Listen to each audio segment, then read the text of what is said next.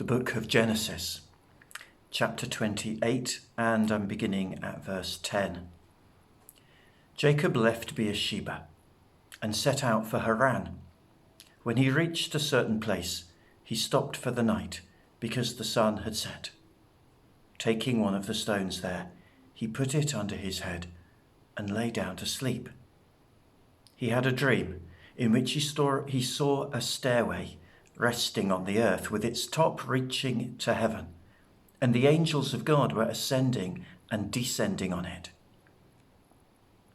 There above it stood the Lord, and he said, I am the Lord, the God of your father Abraham, and the God of Isaac. Continuing verse 15. I am with you and will watch over you wherever you go, and I will bring you back to this land.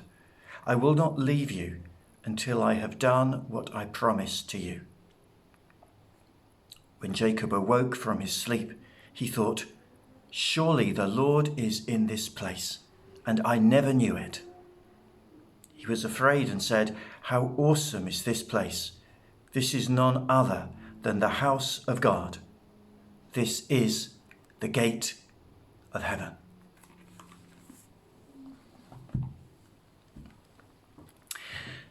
You know, sometimes the church seems to be in love with complicated doctrine. But I believe that the most vital truths are incredibly simple. So simple that anybody could understand them. And Jacob's dream, his vision, gives him one of those amazing, simple truths. He wakes up and he's shocked and he said, what is this place? It must be the house of God. It must be the door to heaven. Such a special place, and I never knew it. But the truth was that it wasn't the place that was special. Jacob was special to God. We know that if God is, he is everywhere. There is no place where God isn't. And therefore, in every place, there is this doorway into God's presence. And God wanted to reveal himself to Jacob. That dream, that vision would have happened wherever he was. God wanted to tell Jacob, you are mine. You belong to me.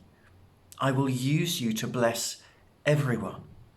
I will be with you wherever you go, in any place. I will never forsake you. I will bring to fulfillment the promise I have in you. Such amazing words. And you know that truth that God is everywhere, that wherever we are, there's a doorway into God's presence. It's not just true for those beautiful places where we see God easily, or those wonderful, joyful moments where we feel God's presence. It's also true for the most painful places, for the ugliest places. Think of Jesus' own ministry.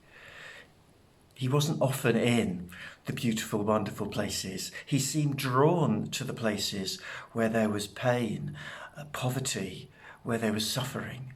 He went through those experiences of pain, poverty, and suffering himself. And he even says in John's Gospel, you remember, I am the doorway. He went through his life always living in that doorway with God's presence opening on whatever was going on and whoever he was with in any situation. I've been over 9 years now as vicar in my benefice, our 3 parish churches. And if I was going to put my mission simply, I'd say that I was trying to go around living that life, knowing that wherever I was, whoever I was with, whatever was going on, there was the doorway into God's presence. Trying to live, if you like, with a foot through that doorway, so that I lived in the reality of what was going around and whoever I was with, but also in the reality of God's presence. And that is what a priest is about, really. It's a beautiful image of a priest, that we're called to do that, to live in both worlds, to connect both worlds, to hold the doorway open, if you like. Not that that is simple, and often I've failed. Of course I have.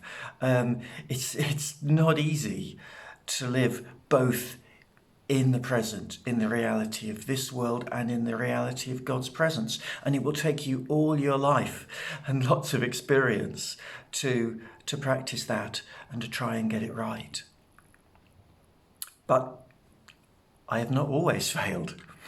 You won't always fail.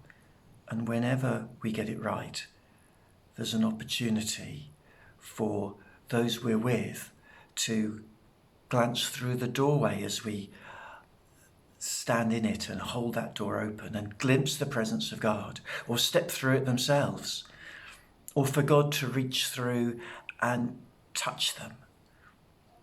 It's a wonderful thing. And of course, it's not just the ministry for priests who have one of these collars on, because you're all priests. You can all do it.